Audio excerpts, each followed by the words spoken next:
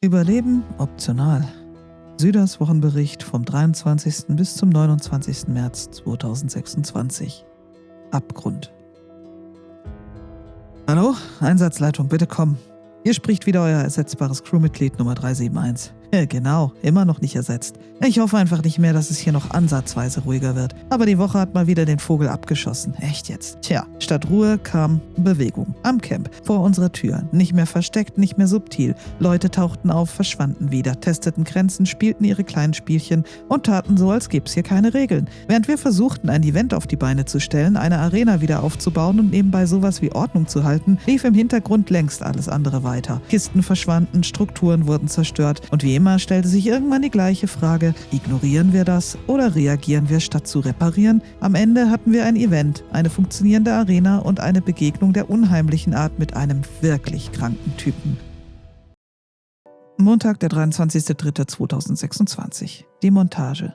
Der Montag begann mit einem dieser Momente, in dem man kurz hofft, sich einfach verzählt zu haben. Hatten wir nicht. Whisky stellte fest, dass Teile der Arena fehlten. Einige Wände einfach weg, abgebaut, verschwunden. Und weil das offenbar noch nicht gereicht hatte, fehlten in seiner liebevoll eingerichteten Bar gleich alle Kisten. Nach kurzer Bestandsaufnahme wurde klar, das war kein spontaner Einbruch, das lief schon länger. Vermutlich seit letzter Woche. Irgendjemand hatte sich systematisch bedient und wir hatten es vor lauter Vorbereitung nicht mal gemerkt. Und das ausgerechnet kurz vor dem Event. Das Timing konnte man dem Vandal nicht absprechen. Also taten wir das, was wir in Chernarus immer tun, wenn etwas kaputt geht. Wir bauten es wieder auf. Herz, Echo, Whisky und der Rest der üblichen Verdächtigen packten an, sammelten Material, stellten wieder her, was irgendwer für entbehrlich gehalten hatte, und Improvisation gehört hier inzwischen zur Grundausstattung. Naja, war es nicht. Währenddessen traf Pinky am Hafen auf einen neuen, Blackie, aber nicht der von Jericho und Island Boy, sondern einer mit dem Beinamen Lone Wolf. Und wie es sich für einen einsamen Wolf gehört, suchte er seinen Freund, der irgendwo hier gelandet sein musste. Natürlich. Pinky erklärte ihm, dass man sich hier entweder findet oder sich einfach verpasst. Außerdem zeigte er ihm das Camp. Er nickte, bedankte sich und zog weiter. Konsequent, muss man ihm lassen. Kurz darauf lag vor dem Camp plötzlich jemand im Gilly mit Schalldämpfer, regungslos. Also genau die Art von Person, bei der man sich denkt, ach, der will bestimmt nur kurz ausruhen. Herz löste die Situation wie gewohnt diplomatisch und stellte sich einfach auf ihn drauf. Er konnte nicht mehr aufstehen. Überraschung, das war der Fremde. Er erklärte, er habe sich wirklich nur kurz ausgeruht. Direkt vor dem Camp, im Gilly, mit überaus sichtbarem Schalldämpfer. Ich fand die Begründung mutig. Da merkte auch Herz an, dass er dabei erstaunlich sichtbar gewesen war. Er meinte, er habe sich gar nicht zu verstecken versucht. Damit war er offiziell der erste Tarnanzugträger, der sich nicht verstecken wollte. Er blieb jedoch, half beim Aufbau und meldete sich sogar fürs Event an. Nebenbei erwähnte er noch, dass er im Norden jemanden gesehen hatte. Ob das jemand von denen mit schwarzer Armbinde war? Keine Ahnung. Whisky nutzte die Gelegenheit und baute die Arena weiter aus. Höher, größer, mit besserer Aussicht aufs Schlachtfeld. Kalle und Davos tauschten währenddessen mit Herz ein Fass gegen Nägel. Am schwarzen Brett tauchten Initialien auf, S und L. Konnte alles sein oder nichts, wie üblich. Zum Abschluss eines Tages schaffte es Kalle noch, Ryans Olga zu schrotten. Unfall, natürlich. Ich begann langsam zu glauben, dass Fahrzeuge bei ihnen eher ein temporärer Zustand waren. Und damit endete ein Montag, an dem Dinge mal wieder nicht einfach nur verschwanden. Nein, jemand nahm sie. Und zwar genau dann, wenn man sie eigentlich brauchte. Dienstag, der 24.03.2026. Zwischen Wissenschaft und Frevel. Der Dienstag begann mit einem Plan. Herz legte sich auf die Lauer, um endlich denjenigen zu erwischen, der meinte, unsere Arena in Einzelteilen mitnehmen zu müssen. Bis jetzt ohne Ergebnis. Überraschung. Stattdessen kam aus Krona noch die Meldung, dass dort ein Unterstand fehlte. Einfach weg. Dafür stand in einem anderen Unterstand plötzlich ein FU. Man könnte sagen, jemand hatte ein sehr spezielles Verständnis von Kommunikation. Ich würde sagen, noch jemand außer mir mochte die Kirche nicht besonders. Ob das wieder unser Kirchenheiner Heini war oder Cone, der angeblich wieder irgendwo rumschlich oder vielleicht im Westwald Pilze genoss? Unklar. Vom Stil her würde ich sagen, eher keiner von beiden. Die hätten vermutlich eher ein Manifest dagelassen. Schwester Jeva war jedenfalls noch nicht zurück von ihrer kleinen Pilgerreise nach Novodimitrovsk zu Schwester Dascha. Glück für alle Beteiligten. Währenddessen brachte Whisky 2 Kühler und ein Reifenreparaturset ans Camp. Kein Ereignis, das in Chernarus aktuell ungefähr den Stellenwert eines kleinen Wunders hatte. Die Kühlerarmut war damit zumindest kurzzeitig beendet. Ich war fast gerührt. Fast. Aber ihr wisst ja, Typ Stein. Pinky und ich nutzten die Gelegenheit daher für etwas deutlich Zweifelhafteres. Wissenschaft. Genauer gesagt, wie viel hält ein Mensch aus, bevor er umfällt und welche Rolle spielen Codein und Morphin dabei? Die Antwort darauf fanden wir relativ schnell, nachdem Pinky einen Schlag zu viel setzte und ich mich plötzlich wieder an der Küste fand. Ergebnis: zu viel. Ich wachte nahe dem Camp in Beresino auf, traf dort Ghost Rider, einen alten Bekannten von Gravedigger, und wurde kurz darauf von Pinky und Jamet dort im Saka eingesammelt. Man holt ja seine Versuchskaninchen wieder ab. Zurück zur Wissenschaft, Phase 2, Blutgruppenkompatibilität. Mir wurde erst die falsche Blutgruppe verpasst und anschließend meine eigene. Ergebnis: ich überlebte die hämolytische Reaktion. Knapp, aber lebte. Fazit: man kann sich also erst fast umbringen und dann wieder retten. Beruhigend, irgendwie. Auf dem Rückweg fanden wir noch eine Olga im Militärbereich, kurz vor der Reue.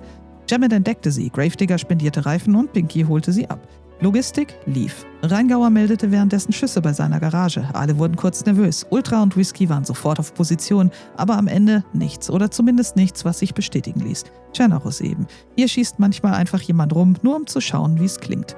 Rio war derweil am Camp und hat auch bei Lost Hope aufgeräumt. Ich habe schon wieder Lost Hope gesagt. Ja gut, also Last Hope heißt das Ding, ne? Was man so aufräumen nennt, wenn man in einer Welt lebt, in der ständig alles verschwindet. Apropos fehlen, Basti war weiterhin im Urlaub mit den Chicks. Anderes Gennarus, andere Geschichte, verständlich. Abends wurde es experimentell. Der Fremde war am Camp in Prigorodki zusammen mit Whisky, Rio und dem Rheingauer. Man unterhielt sich über den kommenden Vibe, über Cripsys geplante Abschlussparty mit Sprengstoff und Leuchtpistolen sowie jeder Menge Quass. Kein Grund zur Beunruhigung, sagte Cripsy immer wieder. Ich beschloss genau ab diesem Moment beunruhigt zu sein. Ich meine, die Wörter Sprengstoff, Cripsy und keine Sorge in einem Satz waren einfach falsch.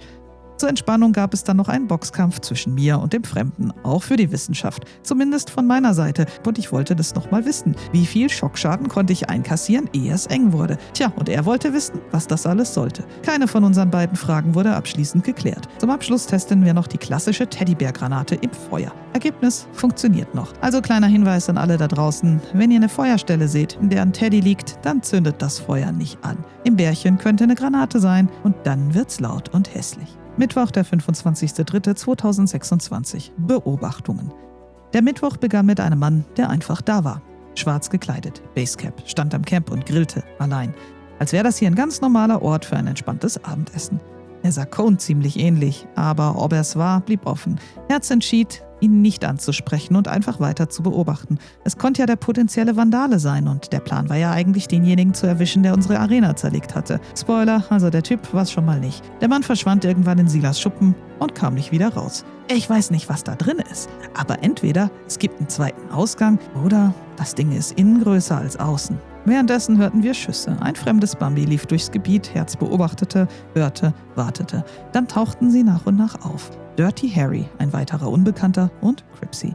Dirty Harry stellte sich vor, wollte aber keine Hilfe. Er wollte sich durchboxen. Natürlich. Kurz darauf traf Herz am Brunnen auf den männlichen Jay. Ja, das muss man unterscheiden. Das hier war nicht unsere Jay, sondern einer, dem Herz vor einigen Seasons mal in Solnitschny begegnet war. Jetzt war er wieder da, mit Freunden und offensichtlich mit dem Ziel, sich hier ein bisschen zu beschäftigen. Ultra bestätigte später 3 Leute, orange Armbinden, männlicher Jay, Dirty Harry und einer namens Chris. Rheingauer versuchte mit einem Feuerwerk in Tschernogorsk Eindruck zu machen, tat es auch, kurz. Dann war wieder alles wie vorher. Herz nutzte die Gelegenheit und baute endlich den Ofen in der rostigen Axt fertig, wurde auch Zeit. Unsere Funkanlage war währenddessen halb tot, also lief Kommunikation nur noch über kurze Distanz und Handfunke. Wie immer, wenn etwas wichtig wird, funktioniert die Kommunikation nicht. Am Camp wurde es dann fast schon zivilisiert. Herz erzählte Geschichten. Erst die von den 2 Ziegen, nicht ohne Grund. Ultra und Kalle hatten sich mal wieder in einer dieser Diskussionen verfangen, bei denen beide überzeugt sind, im Recht zu sein. Sie stritten sich. Die Geschichte half ein bisschen. Dann erzählte Ultra ihre eigene. Und plötzlich wurde es interessant. Sie berichtete von einer Fremden, einer, die sie fast erschossen hatte. Aber dann entschied man sich, doch zu reden. Die Beschreibung passte ziemlich genau auf unseren aktuellen Gast in der BBA. Die Person, die Herz töten wollte. Die Person, die nichts sagte. Die einfach nur da war. Ultra erzählte, dass sie habe laufen lassen und im Gegenzug bot Ultra ihr ihre alte Bleibe in Tschernogorsk an. Die, in der ich diese komischen Spuren gefunden hatte. Ich versuchte kurz, das alles logisch zu sortieren. Gelang mir nicht. Aber zumindest wussten wir jetzt, woher sie den Killer kannte. Fortschritt, würde ich sagen. Parallel dazu lief am Camp wieder das übliche Nebenprogramm. Kalle klaute das Auto des Fremden, weil Zündkerze und Batterie drin waren und es mitten im Camp stand. Man kennt es ja. Regeln sind Regeln. Der Fremde reagierte emotional. Schoss Kalle hinterher. Kalle stieg aus, schoss ihn ins Bein. Der Fremde wurde daraufhin überwältigt, gefesselt und ans Feuer gesetzt. Konfliktlösung auf Tschernarussisch. Nach ein paar Gesprächen und weiteren Geschichten über das Nashorn und seine Haut und einen leeren Topf wurde er wieder freigelassen. Manchmal reicht Reden, manchmal auch nicht. Whisky sicherte währenddessen Elektro. Kalle und Davos gingen raiden, ich glaube bei Bohr, wurden versehentlich eingesperrt, kamen wieder raus, bauten danach eine Straßensperre. Whisky fuhr rein, natürlich. Aber sie töteten ihn nicht und am Ende bekam er sein Auto zurück. Man war ja fair. Und damit endete ein Mittwoch, an dem wir zwar vieles gesehen haben, aber noch nicht immer verstanden, wie alles zusammenpasste. Donnerstag, der 26.03.2026. Deal mit dem Dämon und andere schlechte Entscheidungen. Der Donnerstag begann mit Hygiene. Kein Witz. Gravedigger meldete in Beresino mehrere unsterile Bandagen. Also nicht nur dreckig, sondern mehr so passiv lebensgefährlich. Wundinfektion zum Mitnehmen quasi. Dazu kamen Spuren am Camp.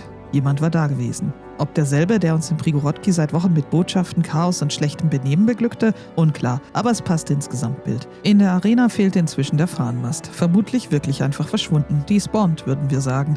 Herz war überzeugt, dass dort niemand aktiv gewesen war. Sie hatte die ganze Zeit aufgepasst. Am Brunnen traf ich dann auf einen Unbekannten. Er nannte sich der freundliche Vagabund. Trank Wasser, wirkte entspannt und erstaunlich normal. Ich lud ihn direkt zum Event ein. Er schien interessiert und vor allem nicht völlig wahnsinnig. Eine willkommene Abwechslung.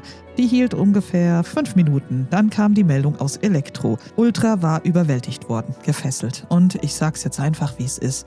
Man hatte ihr Menschenfleisch eingeflößt. Unter Zwang. Wer das einmal erlebt hat, weiß, was das bedeutet. Ultra reagierte entsprechend, befreite sich und erschoss ihn. Ende der Geschichte? Natürlich nicht. Der Typ kam zurück zum Camp nach Prigorodki. Versuchte es nochmal bei ihr. Gleiche Idee, gleicher Fehler, wollte sie fesseln. Ultra warnte ihn zunächst und als er nicht aufhörte, erschoss sie ihn wieder. Aber da war klar, das wird kein Einzelfall bleiben. Also gingen wir auf die Jagd. Whisky, Ultra und ich. Kurz darauf sah ich ihn im Industriegebiet von Prigorodki. Parkour-Run über Förderbänder, Rohbauten, alles, was man sich so aussucht. Ich schoss mit Gummislacks, was im Grunde bedeutet, ich hab's versucht. Er sprang, stürzte, brach sich das Bein. Ich war kurz davor, ihn festzusetzen. Dann war er tot. Respawn. Tschernaruss-Mechanik. Fragt nicht. Sehr praktisch für Leute, die man eigentlich gerade festnehmen wollte. Ultra gab sich später selbst den Gnadenschuss, denn das Lachen hatte eingesetzt. Sie hatte sich durch das Menschenfleisch mit der grausamen Hirnkrankheit Kuru infiziert. Ich kannte das. Ich wusste, was das mit einem macht. Und ich wusste auch, wer anderen so etwas antut, spielt in einer ganz anderen Liga der Scheißigkeit. In Elektro bekamen wir dann die zweite Chance. Ein Unbekannter kämpfte mit einem Zombie. Winkte. Ich half. Dem Zombie. Und schoss dem Unbekannten direkt Gummislacks in den Rücken. Wir fesselten ihn, halfen ihm auf und stellten Fragen. Er wollte sich befreien, aber wir wussten dank meiner gestrigen Feldstudien genau, wie viel wir ihm zumuten konnten. Dummerweise gingen mir irgendwann die Gummigeschosse aus. Kein Problem. Whisky zog ihm einfach seine Plattenweste über. Dann konnte es mit normalen Hülsen weitergehen. Da wurde der Unbekannte kommunikativer. Er nickte. Ja, er war es gewesen, der Ultra gefesselt und mit Menschenfleisch gefüttert hatte. Damit war die Sache klar, auch wenn er nicht direkt mit uns sprach. Wir packten ihn in Whiskys Auto und brachten ihn zur BBA. Zunächst zumindest, aber das war nur eine Lösung auf Zeit, denn eigentlich saß da ja schon jemand ein, der gerade begleiteten Freigang hatte. Der Unbekannte forderte einen Anwalt, bekam unseren Pflichtverteidiger, Better Call Jericho. Whisky holte ihn aus Dolina ab. Der Gefangene wollte ihn nicht und sich stattdessen selbst vertreten, berief sich auf so einen Paragraphen von wegen Freiheit. Klar, ausgerechnet von dem, der anderen Menschenfleisch aufzwang. Natürlich. Jericho redete trotzdem mit ihm, unter 4 Augen, wir warteten. Dann kam der Deal. Er würde alles sagen, wer er ist, warum er das tat. Im Gegenzug freies Geleit nach Stary Sobor, keine Gewalt, keine Provokation auf beiden Seiten. Wir nahmen an. Nicht, weil wir ihm vertrauten, sondern weil wir antworten wollten. Und ich hatte mein Wort gegeben. Großer Fehler. Denn kaum war der Deal besiegelt, brachte sich Jericho vor unseren Augen um. Schien zur Gewohnheit zu werden, denn er glaubte, er habe versagt. Noch unter Schock sprach der Unbekannte schließlich und es stellte sich heraus, es war Tommy, der Bruder des Fremden. Plot-Twist. Er verehrte Menschenfleisch, beinahe hysterisch.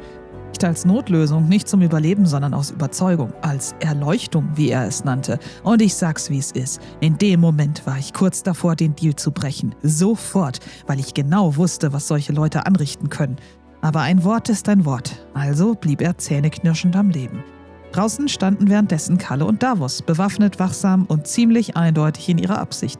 Für sie war klar, der Typ kommt da nicht lebend raus und sie fürchteten, die Samariter hatten gerade den Anwalt erledigt. Das war Quatsch. Erstens war gerade kein Samariter anwesend und zweitens hatte sich Jericho selbst erschossen. Aber das hörten sie von draußen nicht, denn Ultra und ich flüsterten. Wir wollten Tommy wie versprochen gehen lassen, aber die beiden hatten vor der BBA Stellung bezogen und würden schießen. Also verhandelte ich.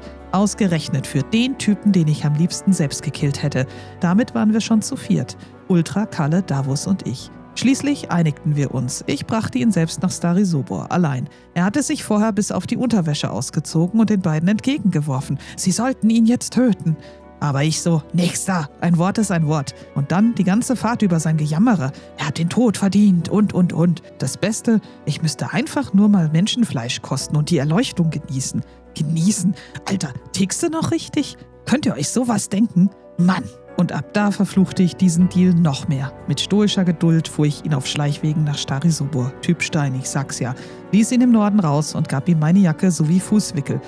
Er sollte ja lebend unten ankommen, denn Kalle und Davos waren bestimmt schon irgendwo dort auf der Lauer. Außerdem bekam er, ich weiß selbst nicht warum, eine AK mit 16 Schuss. Manchmal trifft man Entscheidungen, die man erst später hinterfragt. Er schoss nicht auf mich. Vielleicht war es ein Test, ob er wirklich kein Killer war, wie er stur behauptete, und ob er zu seinem Wort stand. Aber stattdessen wollte er sich selbst umbringen. Sofort. Einfach so. Ich ließ das nicht zu. So leicht machen wir es niemandem. Er sollte sich seinem Schicksal stellen und nicht wieder feige die Notbremse ziehen. Außerdem würde mir keiner glauben, dass er sich selbst umgebracht hatte und alle würden sie sagen, ich habe ihm den Gnadenschuss gegeben.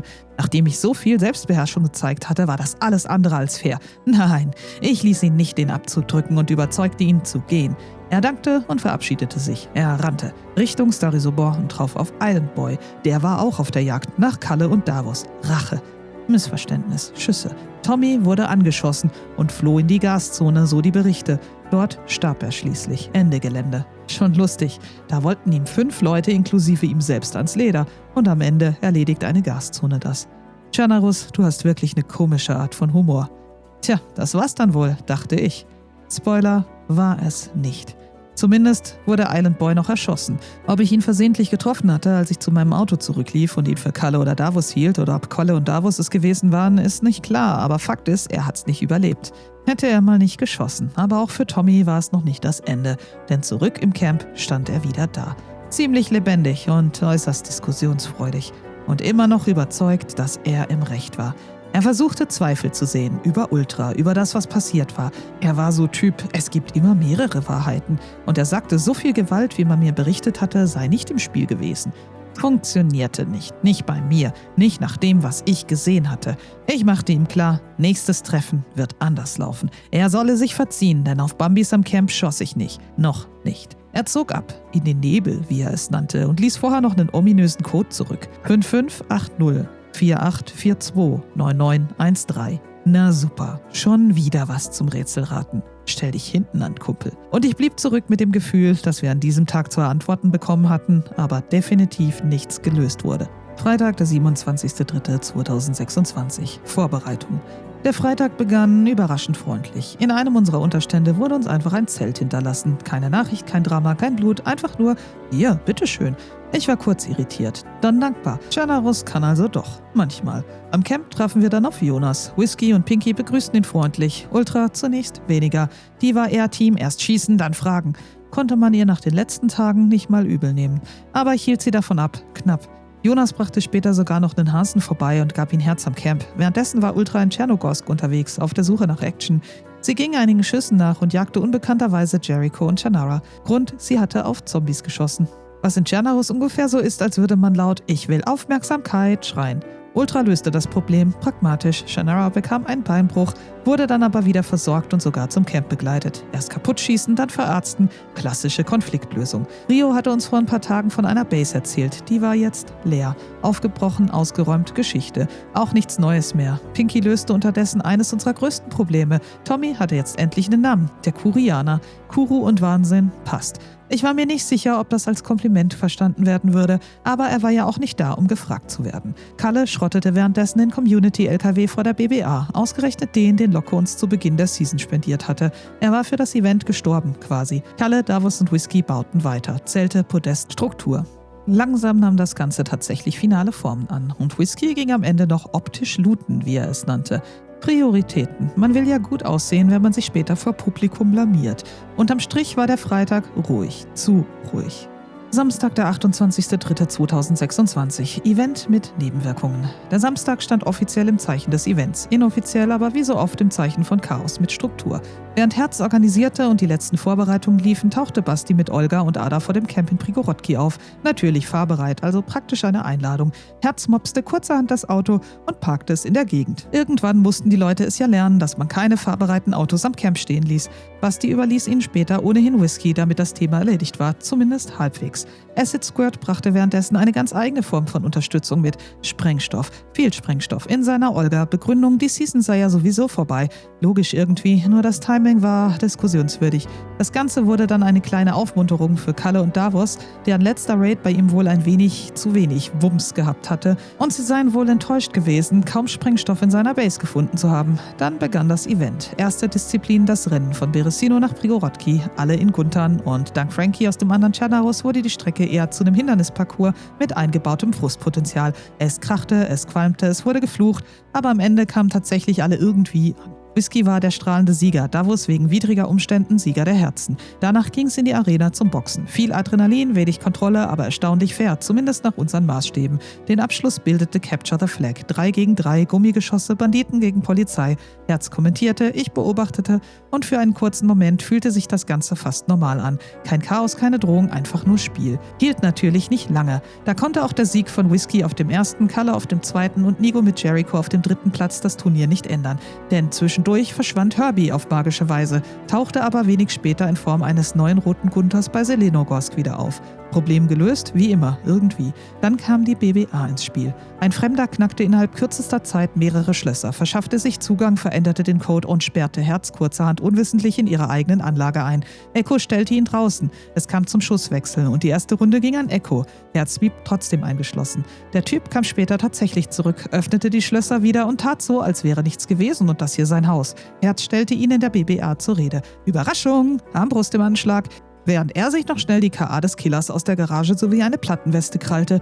Aber er war wohl zu gierig gewesen und steckte in der Garage fest. Herz verhandelte. Als er schließlich ohne Waffen wieder rauskam, wirkte er kurz kooperativ, bis er sich weiterhin weigerte, die Tore zu öffnen und erneut zur Waffe greifen wollte. Das war der Moment. Herz schoss. Ende der Diskussion. Was folgte, war die klassische Nacharbeit. Schlösser knacken, sich selbst befreien und feststellen, dass Kalle und Davos ihren Sprengstoff lieber für andere Dinge aufheben als für die BBA. Ist notiert. Ach ja, später stellte sich heraus, dass der Typ in der BBA sich dunkler Mächte bedient hatte, um die Schlösser in kürzester Zeit zu knacken, und er wurde aus unserem Tschernaros geworfen. Recht so. Und damit endete dieser Samstag. Ein Event, das für ein paar Stunden alles überdeckt hatte, und ein Abend, der uns wieder daran erinnerte, dass Tschernaros keine Pausen kennt, nicht mal dann, wenn man sie eigentlich verdient hätte. Sonntag, der 29.03.2026. Aufräumen und offene Fragen. Der Sonntag begann tatsächlich mit Aufbau. Gravedigger und Ghost Rider werkelten in Beresino und setzten den Fahnenmast an. Also zumindest noch jemand, der Dinge nicht kaputt macht, sondern welche hinstellt. Selten genug. Am Camp tauchte Jonas wieder auf, mit einem Gaskocher, was in unserem aktuellen Zustand ungefähr so wertvoll war wie ein funktionierender Kühler, denn der Rheingauer hatte den schon überall gesucht. Er stellte das Ding ins Kochzelt, ich nahm es entgegen, später holte der Rheingauer ihn ab und trug eine schwarze Armbinde. Interessant. Genau die Sorte Armbinde, die in den letzten Tagen immer wieder in sehr ungünstigen Zusammenhängen aufgetaucht war. Herz sprach ihn darauf an. Er verneinte, natürlich. Sie erzählt ihm trotzdem alles. Man kann ja nie wissen, wer gerade welche Geschichte noch nicht gehört hat.